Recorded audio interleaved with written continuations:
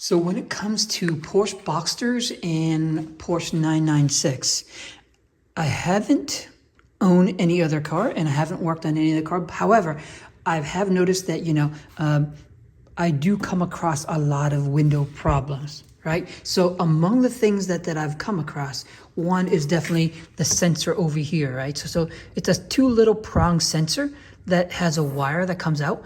When you pull, of course, the window comes down, right?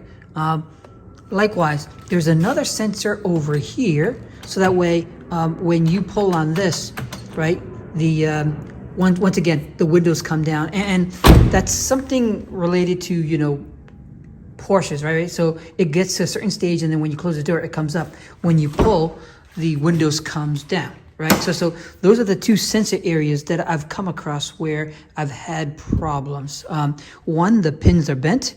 Two, the sensors after a while die. And the way that people would do it is they would remove this. For me, I actually open this up and I just access it from the back. All right. I believe I made a video of that already. So anyway, the next problem is there is a sensor on this as well. Right. And so these are the three sensor areas that I've noticed when it comes to, how the window has problems. And then last but not least, I've come across, at least for now, for the Porsche Boxster is that it comes up and it goes much higher than what I expect it to. The goal, of course, is it should stop here. When you close the door, it goes up. And then when you open the door, it goes back down so you can remove it. So the other scenario, the other problem when it comes to sensors and everything else is not really sensor, but actually the window regulator itself. Not talking about the motor. I've replaced the motor once as well, but the regulator, after a while, either you need to retension it or you need to do the zip tie trick.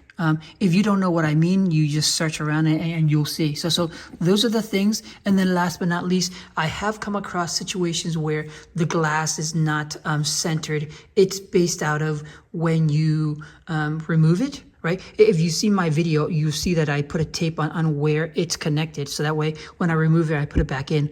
I know exactly where. But if you don't pay attention, that's where you'll notice it shifts back and forth. And last but not least, the regulators, right? It's tied here, here, and there are two ties here and here.